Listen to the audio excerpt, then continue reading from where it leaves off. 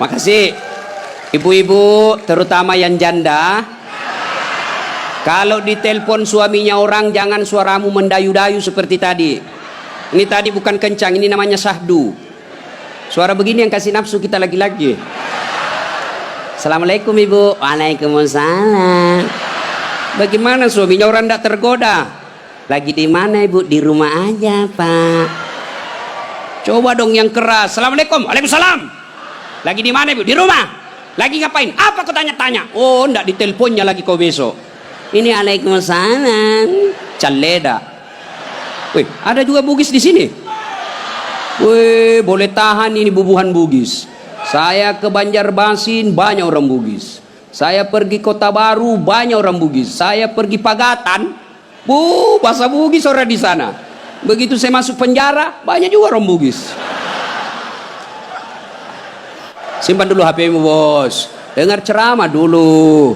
Woi. Bu ibu, simpan dulu, simpan. Ibu yang pegang HP selama saya ceramah, saya doakan suaminya kawin lagi. Saya di Makassar bu, ada ibu-ibu, saya lagi ceramah, dia membelakang. Dalam hati saya, barusannya ada orang saya ceramah, dia belakangi saya. Ternyata dia ambil HP-nya, selfie. Dia belakangi, baru dia tulis di WhatsApp-nya, latar belakang das atlatif. Woi, saya dijadikan background. Selesai ceramah dia kejar lagi saya. Ini yang kasih repot kita bib sekarang. Kejar, Ustaz, boleh selfie. Terpasalah dilayani. Kalau enggak dia bilang kita sombong sampai mati.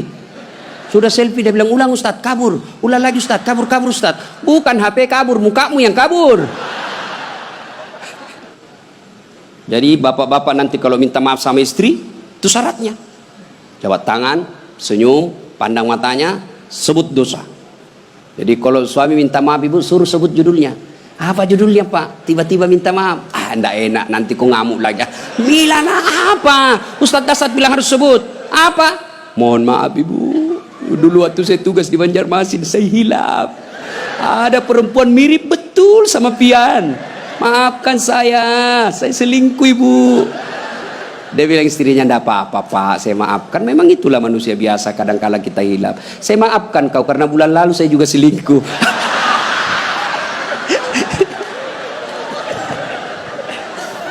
Ibu-ibu, ini sebenarnya bapak-bapak banyak selingkuh gara-gara ibu-ibu juga. Bagaimana suamimu tidak selingkuh kalau kau marah-marah aja terus di rumah? Dia kira enak jadi suami nih ibu-ibu ini. Kira enak. Di kantor kita dimarah-marahi sama pimpinan. Di jalan macet, kadang-kala kehujanan. Ya, di warung kopi masuk WhatsApp tagihan. Sampai di rumah dimaki-maki lagi kita sama istri. Bagaimana kita tidak cepat sakaratil maut? Ini perempuan sekarang seperti cuaca, susah ditebak perasaannya.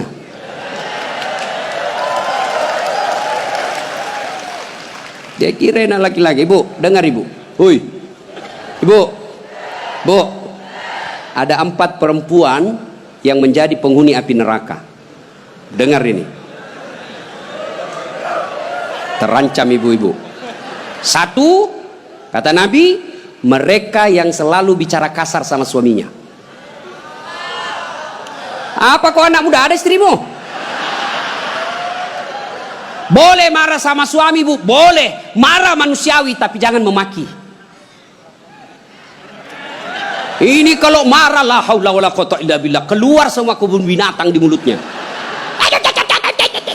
Bagaimana kita betah di rumah kalau ngomel aja kerjanya?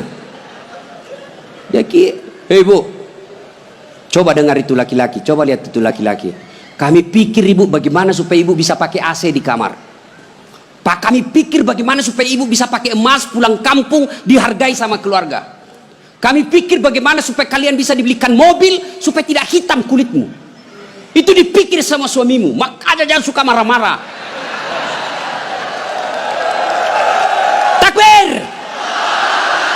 Ada di sini takut sama istrinya? Ada? Berhenti kau jadi laki-laki. Ngamuk Ustaz. Kalau dia ngamuk enggak apa-apa. Dia pecahkan piring satu, pecahkan satu lusin. Dia pecahkan semua. Kenapa? Piring, gelas boleh dibeli. Harga diri sebagai suami tidak boleh diinjak-injak istri. Takbir. Ah, itulah yang takut sama istrinya. Oi bu, oi. Satu, perempuan yang menjadi penghuni api neraka yang suka bicara kasar. Boleh marah, tapi jangan memaki. Marah silahkan, manusiawi. Tapi jangan memaki-maki. Goblok memang kau jadi laki-laki. Sudah goblok, hitam, gendut. Wah, ini penghuni neraka ini. Enak juga kalau kita pulang kampung, pulang rumah, capek kita tadi jual ikan. Sampai di rumah disambut sama suami dengan senyuman. Bila kamu di sisiku, hati rasa syahdu. Tenang perasaan. Langsung sudah bilang, bu, kalau ada duit saya belikan kau emas. Masuk lagi kamar suami, berantakan kamarnya, marah-marah, peluk suami kita sambil menyanyi. Insaflah wahai manusia, bila dirimu bernoda. Itu kan lagu-lagu ibu-ibu dulu, lagu-lagu nasihat, iya toh? Mungkin Tuhan mulai bosan melihat tingkah kita yang selalu salah dan bangga dengan dosa-dosa, atau alam mulai enggan bersahabat dengan kita. Coba kita bertanya pada rumput. Itu jadi kalau suaminya susah rezekinya, singgung dengan itu lagu. Mungkin kau banyak dosa. Itu lagunya ibu-ibu dulu. Sekarang lagunya ibu-ibu apa? Yo ayo, yo ayo, yo ay, beleng-beleng.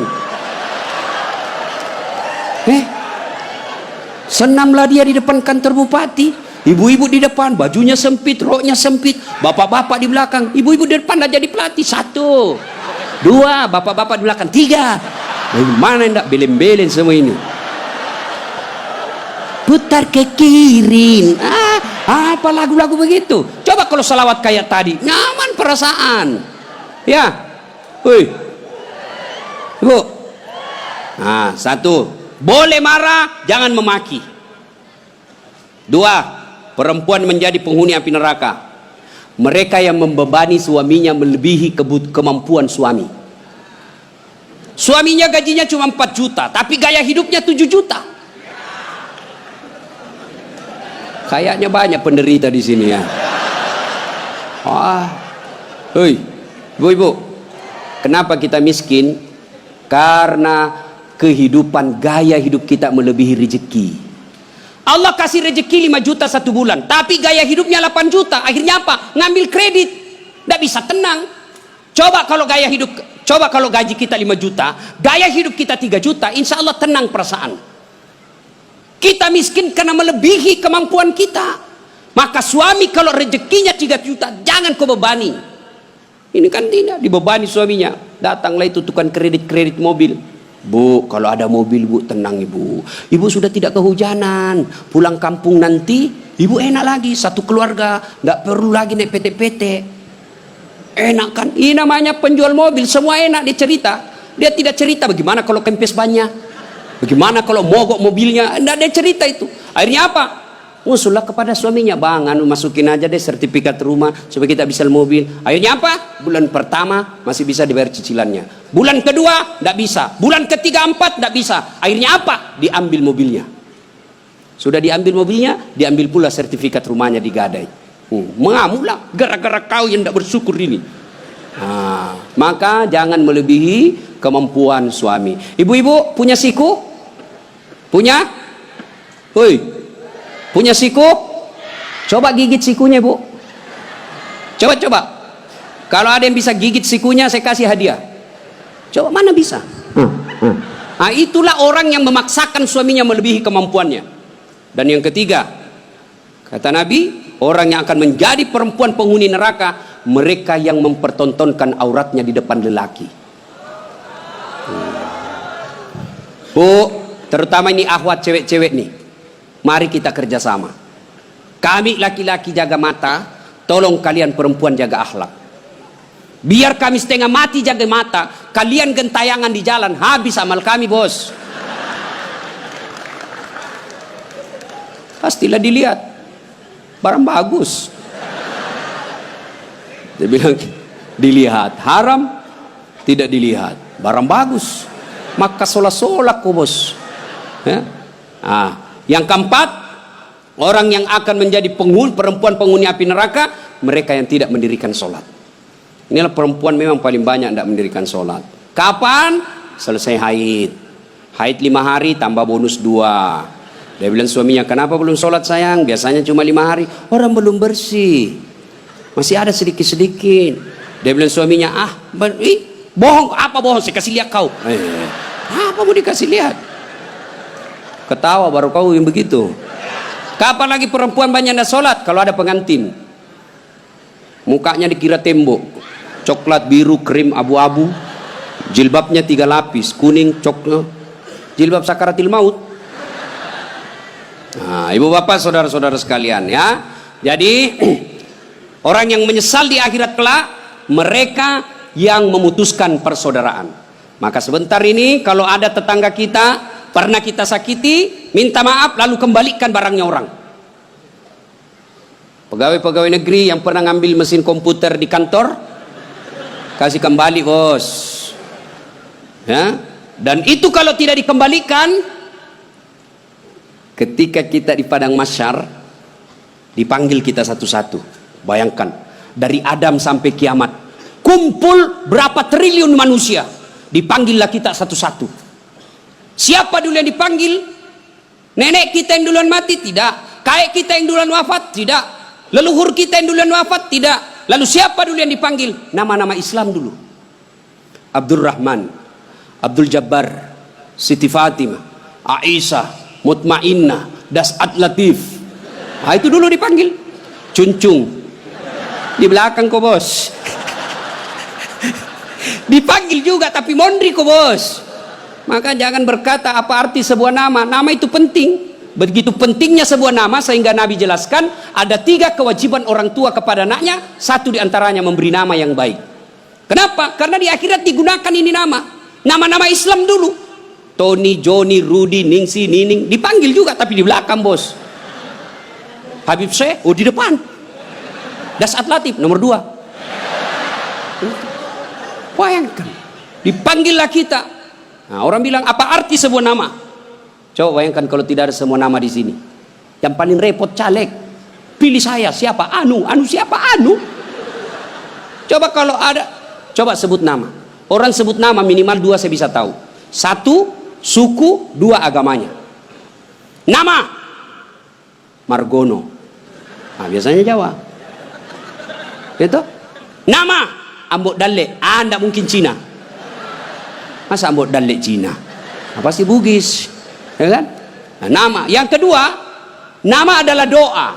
Ketika nama anak kita Mutmainnah, orang yang memanggilnya wahai Mutmainnah, wahai kau jiwa yang tenang, berarti orang mendoakannya. Dan di akhirat dipakai kelak.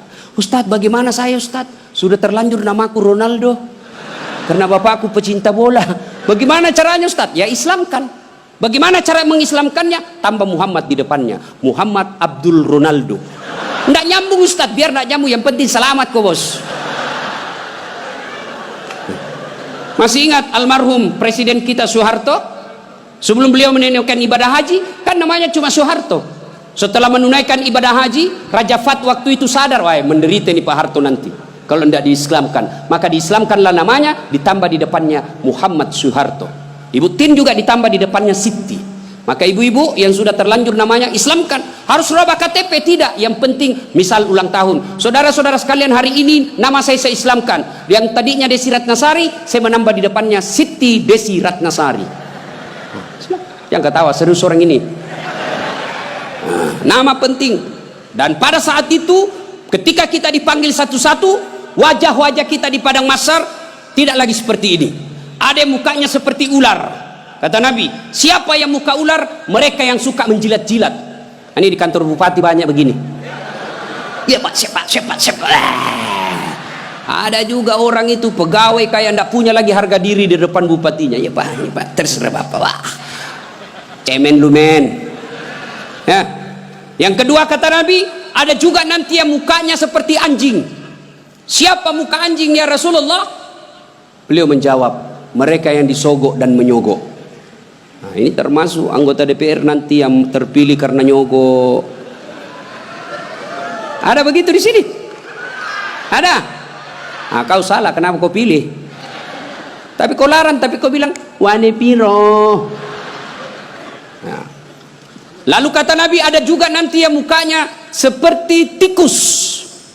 Ya Rasulullah, siapa muka tikus? Mereka yang suka mengambil barangnya orang.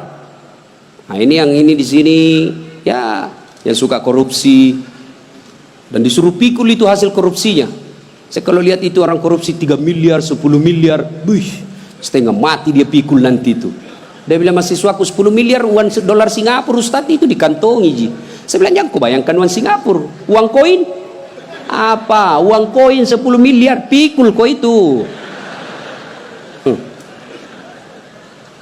Nah.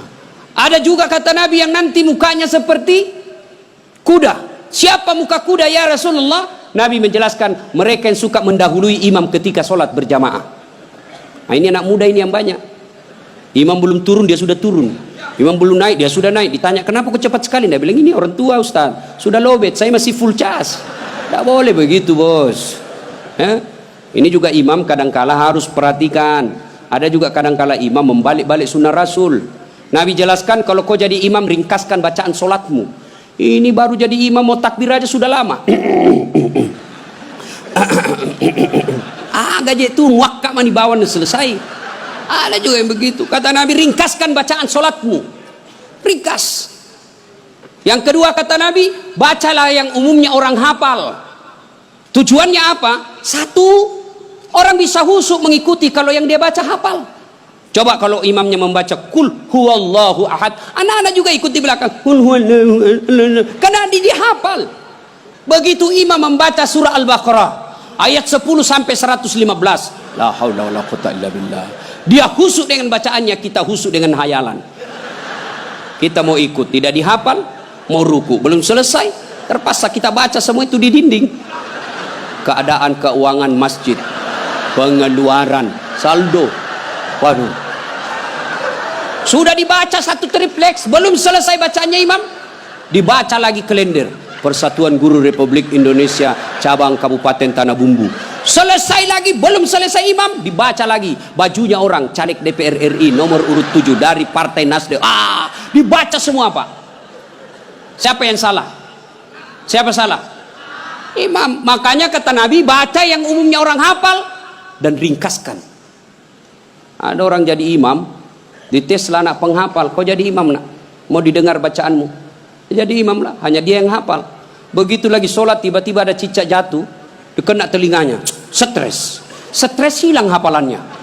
Apa sambungannya ini? Oh, dia lupa betul, hening satu masjid. Tiba-tiba imam berkata, tolong bantu di belakang. Dia bilang di belakang, saya juga tidak tahu. Tiba-tiba berteriak, kalau begitu ya sudah, Allahu Akbar. Memangnya anggota DPR. Saya punya pengalaman ini Pak, waktu saya kecil di kampung SMP saya waktu itu, sholat asar lama sekali imam sujud. Kenapa lama betul ini imam sujud? Ada apa ini? Tiba-tiba ada kawan saya nakal, diangkat kepalanya, hilang imam. Ternyata yang ditunggu sudah keluar. Dia keluar dari pintu samping, kacau sholat. Selesai sholat ditanya, Pak Imam, kenapa kau tinggalkan kami? Dia bilang, saya kentut nak. Pak Imam, lain kali kalau kentut kasih bangkit dulu kepala supaya kami lihat kau keluar. Dia bilang, saya sengaja, malu saya kau lihat. Kacau sholat. Siapa yang salah? Siapa salah? Siapa salah? Imam. Makanya hati-hati milih imam. Ya, ada lagi kejadian ini waktu saya kuliah KKN. Belum jadi ustadz saya waktu itu. Ada kawan saya, dia pakai baju gamis. Wah, saya bilang pasti anak pesantren. Jadilah imam dia. Saya di belakang dua anak fakultas sastra. Begitu dia baca Al-Fatihah masih aman. Dia baca Al-Kafirun, dalam hati gue cari penyakit ini orang ini. Bener, dia baca tidak mau sampai. Wala antum abiduna ma a'bud wala ana abidu ma abattum wala antum abiduna ma a'bud wala ana abidu ma wala antum tak putar. Temanku jengkel ini ada sastra, kenapa itu tak putar-putar? Lah sudah ini juga saya pikir. Kacau sholat. Makanya kalau imam salah, kacau jamaah kita. Makanya hati-hati milih imam. Kata Nabi, Milih imam itu tidak boleh sembarang. Jamaah makmum boleh, mulai dari orang waras sampai orang gila boleh jadi makmum, mulai dari orang belum balik sampai dewasa boleh jadi makmum, tapi imam tidak boleh. Kenapa? Salah imam, salah kalian jamaah. 2020 Tanah Bumbu akan milih imam bupati, salah milih imam, salah kalian, menderita kalian di kabupaten ini.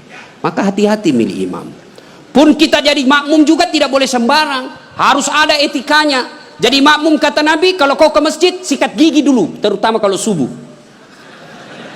Bayangkan kalau kita tidak sholat, tidak sikat gigi, tidur semalaman, orang di samping kita balik kanan, kita balik kiri menguap, sampai meninggal dia ingatnya itu, busuk mulutnya itu. Sunnah sikat gigi. Apalagi kalau kau jadi makmum, jangan kau merasa kaulah yang paling soleh dalam masjid itu. Ada juga orang takbir itu kayak mau dia gigit kita punya telinga. Cool man. Baca Al-Fatihah kayak dia ada di telinga sampingnya. Pada cengi capuk. Hanya ganggu ki. Ada lagi apa? Itu kaki. Kaki juga itu kadang-kala mengganggu. Kita kasih pindah, dia kasih pindah lagi kakinya. Kasih pindah, dikasih pindah lagi. Saya jengkel, saya injak.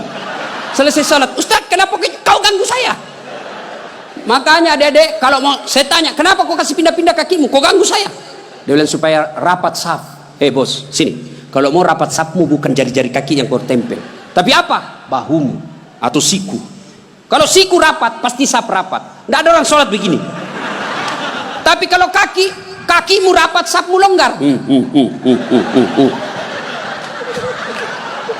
Iya. Ada lagi selesai sholat yang paling menjengkelkan itu, selesai sholat dia ambil saf paling depan, belakangnya imam. Begitu assalamualaikum langsung lompat, mau lihat, ndak jabat tangan, ndak langkai orang, itu kurang adab kalian. Kalau kalian tidak mau doa bersama, tidak mau jabat tangan selesai sholat, ya sudah di belakang kau duduk, supaya kau tidak ganggu orang. Ingat adik-adik sekalian ini yang baru belajar agama, puncak dari semua ilmu adab. Rasulullah ditanya, ya Rasulullah, untuk apa Rasul diutus ke muka bumi? Mencerdaskan kehidupan bangsa? Bukan. Mengangkat harkat dan martabat? Bukan. Apa? Liutammima makarimal akhlak. Memperbaiki akhlak manusia. Ini kita berbeda mazhab, saling mengkafirkan, saling menghina. Zaman sekarang aja ini kita ribut-ribut sesama muslim. Dulu tahun 90-an, kita kalau sholat subuh, Allahu Akbar, di samping kita tidak kunut, dalam hati saja, oh Muhammadiyah. Selesai. Allahu Akbar, tidak kunut, Muhammadiyah berarti ini. Itu aja dia. Sekarang saya pun dimaki-maki di Facebook.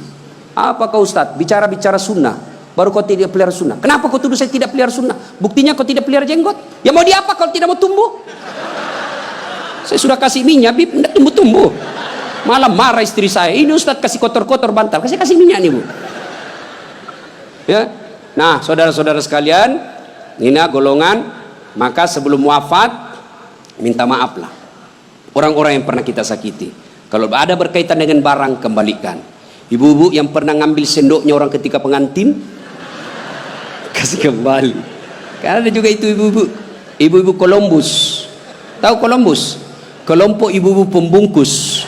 Kalau ada pengantin dia bungkus semua kuai.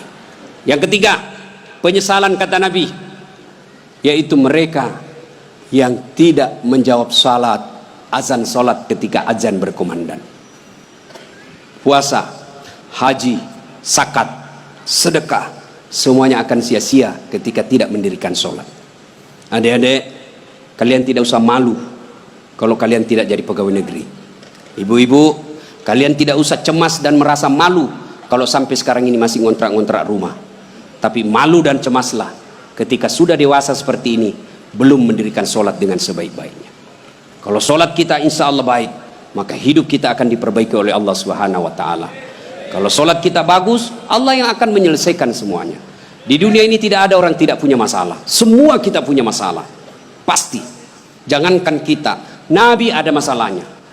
Malah di ibu-ibu yang tanya, Ustadz bolehkah orang sholat itu tidak pakai BH? Kenapa bisa ibu? Panas sih Ustadz, tidak ada AC, tidak ada kipas angin, kita baru pulang pasar. Boleh, tapi apa itu beradab? Ibu-ibu pergi ketemu gubernur tapi tidak pakai BH, boleh kan? Tidak Pak Gubernur. Mohon maaf ini Pak Gubernur. Coba. Ya. Saya sholat Ustaz, betul kok sholat, tapi main-main. Allah. Wa kana wa ya kunustan. Ini serang. Datang siapa ngajar sholat begitu, bos? Ada juga orang sholat kayak ditiup angin. Ada lebih parah Allah. Siapa ajar ku sholat mak keju-keju? Jadi jangan heran ketika sudah 20 tahun sholat kok masalah kita tidak bisa lepas. Salah satu sebabnya kita sholat seada-adanya. Bapak saudara-saudara sekalian, tepat tanggal 12 Rabiul Awal tahun ke-11 Hijriah, Rasulullah sallallahu alaihi wasallam demam. Lalu Allah perintahkan kepada malaikat Jibril, Jibril, kau turun, panggil 3 malaikat, 2 malaikat, Israil, Israfil, Mikail. Kau turun 4 malaikat. Sampaikan kepada Muhammad, Allah perintahkan saya menjemputmu dengan catatan tanya dulu. Kalau dia sudah mau cabut nyawanya, kalau belum tunda sampai mau. Turun malaikat. Langit pertama, langit ke-7 masih berempat. Jibril, Mikail, Israil, Israfil. Langit ke-6 sampai ke-2 masih berempat. Di langit pertama Jibril berkata, malaikat pencabut nyawa, saya tidak bertugas. Kau saja yang turun, jemput Nabi Muhammad. Tapi kata malaikat pencabut nyawa, tapi selama ini kamu yang ketemu, kamu kan chesnya, kamu sahabatnya. Kau turunlah. Saya tunggu kau saja di sini. Turun malaikat pencabut nyawa. Depan rumah Nabi ketuk pintu. Assalamualaikum warahmatullahi wabarakatuh ya Rasulullah. Nabi menjawab, Waalaikumsalam warahmatullahi wabarakatuh. Fatimah buka pintu, bah tidak ada orang. Kata Nabi, sudah ada di samping saya. Kata malaikat pencabut nyawa, ya Muhammad, hari ini saya diperintah untuk mencabut nyawamu apabila kau mau. Menurutmu bagaimana? Kira-kira kalau Pak Cuncun ditanya ini apa jawabannya, bos? Saya diperintah cabut nyawa. Tunggu dulu, orang belum jadi bupati. Pasti. Ustaz, Dasat, saya diperintah cabut nyawamu. Menurutmu bagaimana? Tunggu dulu, istri baru 1. Itu pasti mau sekali poligami tapi takut sama istrinya. Apa jawaban Nabi? Wahai malaikat, seluruh nabi dan rasul senior saya, setelah mereka melaksanakan tugasnya, mereka menghadap kepada Allah. Saya pun siap hari ini. Cuma ini ada yang lain. Mana Jibril? Jibril ada di atas. Kau panggil dulu deh. Ada yang saya mau tanyakan. Naik malaikat pencabut nyawa. Jibril, kau dicari sama CS-mu. Saya bilang memang kau ikut. Kau banyak cerita. Sudahlah, kau turun sini. Turun malaikat Jibril. Ya Jibril, kalau hari ini saya harus menghadap kepada Allah, tolong berikan saya kabar gembira. Ya Muhammad, seluruh nabi dan rasul haram masuk surga sebelum engkau lebih dulu di dalamnya. Alhamdulillah. Ya Muhammad, seluruh malaikat yang pernah Allah ciptakan sekarang mereka antri menunggu rohmu. Alhamdulillah. Apalagi Jibril, ya Muhammad, kalau ada dosa dan kesalahan yang pernah kau lakukan, Allah telah mengampuni dosa-dosamu. Alhamdulillah. Tapi Nabi berkata, Jibril, itu kan saya tidak cemas soal diriku. Yang aku cemaskan siapa? Tolong kasih saya berita gembira soal umatku. Kita yang dicemaskan Nabi, tolong berikan saya berita gembira. Naiklah Jibril bertanya kepada Allah, turun membawa berita. Ya Muhammad, saya dapat berita gembira dari Allah. Apa? Meskipun engkau sudah tidak berada di tengah-tengah mereka, meskipun engkau sudah tidak berada di tengah-tengah umatmu, selama umatmu berpegang kepada Quran dan Sunnah, insya Allah umatmu selamat. Nabi berkata, kalau begitu laksanakan tugasmu malaikat pencabut nyawa. Jibril mundur, mulailah dieksekusi Nabi, dicabut rohnya, meninggalkan telapak kaki, naik ke betis, naik ke paha, menggigil Rasulullah, keluar biji-biji keringat di pelipis beliau, di daki beliau keluar keringat. Lalu Jibril membalik ke belakang, dilihat oleh Nabi. Ya Jibril, kenapa kau palingkan pandanganmu? Apa kau jijik melihat saya sekarang ini? Jibril menjawab, demi Allah dan Rasulnya, saya tidak jijik melihatmu ya Muhammad, cuma saya tidak tega melihat engkau menghadapi sakaratul maut. Lalu Nabi menjelaskan, ya Jibril, andai saja Allah tidak sayang dan cinta kepadaku, maka aku akan rasakan betapa sakitnya sakaratul maut ini. Sampai naik ke atas, sampai ke tenggorokan beliau, sampai ke bibir beliau. Beliau mewasiatkan 3 perkara. Kata Nabi, yang pertama, perempuan kalian, jaga perempuan di antara kalian. Yang kedua, salatmu, jaga salat kalian. Dan yang ketiga Nabi ucapkan, ummati, ummati, ummati, umatku, umatku, umatku. Nabi tidak mencemaskan anak cucu beliau. Nabi tidak mengucapkan Fatimah anakku. Tapi siapa yang diucapkan Nabi? Ummati, ummati. Begitu cintanya Nabi kepada kita. Nah sekarang bagaimana cinta kita kepada Nabi? Salah satu cinta kita kepada Nabi dengan hadir di majelis salawat seperti ini. Hadir di tempat ini wujud kecintaan kita kepada Rasulullah. Pada zaman Nabi tidak ada salawat rame-rame seperti ini. Kenapa? Karena beliau ada di tengah-tengah kita, di tengah-tengah umat pada saat itu. Nabi pernah bertanya kepada sahabat, saudara-saudara sekalian, Anda tahu siapa yang paling menakjubkan imannya? Menakjubkan itu mengagumkan. Kata sahabat, para malaikat ya Rasul. Nabi katakan tidak. Bagaimana mereka tidak menakjubkan imannya? Mereka ketemu Allah. Kalau begitu para nabi dan rasulnya ya Rasulullah. Nabi katakan tidak. Bagaimana kami tidak beriman? Kami menerima wahyu, ketemu dengan malaikat. Kalau begitu ya Rasulullah, kami inilah para sahabatmu. Nabi katakan tidak. Bagaimana kalian tidak beriman? Kalian ketemu dengan saya, kalian melihat mujizat, wajar kalian beriman. Lalu sahabat berkata, kalau begitu siapa yang paling menakjubkan imannya ya Rasul? Nabi menjawab, umatku, saudara-saudaramu setelah kita ini wafat, mereka beriman kepadaku, mereka percaya kepadaku, padahal mereka tidak pernah ketemu Allah, mereka tidak pernah ketemu malaikat, mereka tidak pernah melihat mukjizat, mereka tidak hidup di tengah-tengah saya, tapi mereka beriman kepadaku dan berselawat. Kita inilah yang hadir di tempat ini.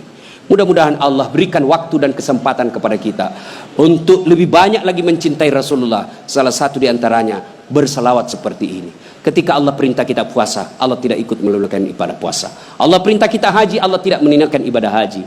Ketika Allah perintah kita berselawat, innallaha wa malaikatahu yusalluna 'alan nabi. Sesungguhnya Allah dan para malaikatnya berselawat kepada Rasulullah Muhammad sallallahu alaihi wasallam. Maka wahai orang-orang yang beriman, bersalawatlah kalian kepada Rasulullah. Dengar, garis bawahi, yusalluna 'alan nabi, sallu alaihi wa sallimu taslima. Selawat dengan sebaik-baik selawat. Maka jangan bersalawat sambil merokok, jangan bersalawat sambil mengisap. Kenapa? Seluruh ulama Timur Tengah mengatakan rokok itu haram, maka rasa-rasanya tidak etis ketika Bapak menyebut nama Nabi sambil mengisap rokoknya. Mudah-mudahan ada manfaat, lebih dan kurangnya mohon dimaafkan. Terima kasih atas waktu dan kesempatan. Kemuliaan yang sangat besar saya bisa hadir di tempat ini bersama Habib Syekh dan keluarga Bapak Mardani. Mudah-mudahan diberikan rezeki yang lapang, dibahagiakan dunia sampai akhirat. Demikian. Kalau masih ada yang mau dengar ceramah saya, silahkan nonton Tabligh Akbar Damai Indonesia TV One setiap hari Sabtu atau Ahad pukul 12.30 atau setengah 2 waktu Kalimantan. Cuma lama baru muncul sekali seminggu. Ada yang gampang. Gimana caranya? Ambil aplikasi YouTube, tulis nama saya Dasat Latif. Keluarlah ceramah saya yang ratusan ribuan itu. Sudah nonton jangan lupa like and share. Subbreaker. Kasih begini aja, kasih begini bos. Jangan kau kasih begini. Kalau kau kasih begini dicari kau malaikat pencabut nyawa. Masa ceramah kau kasih begini? Nggak enak dilihat. Saya tidak suka. Nggak usah kau nonton. Jangan kasih begini. Nah, cuma cepat habis kuota karena 1 jam. Maka saya sediakan yang tidak menguras kuota namanya Chelsea. Ceramah singkat 1 menit saja. Gimana caranya Ustadz? Follow saya di Instagram. Dasat Latif 1212. Dasat Latif 1212. Sudah ku follow Ustaz, sudah ku tidak mau putar ceramahmu. Apa masalahnya? Masalahmu kau tidak punya kuota. Demikian, mudah-mudahan ada manfaat. Lebih dan kurangnya mohon dimaafkan. Nun wal kalam ya misrun. Billahi fi sabilil haq. Assalamualaikum warahmatullahi wabarakatuh.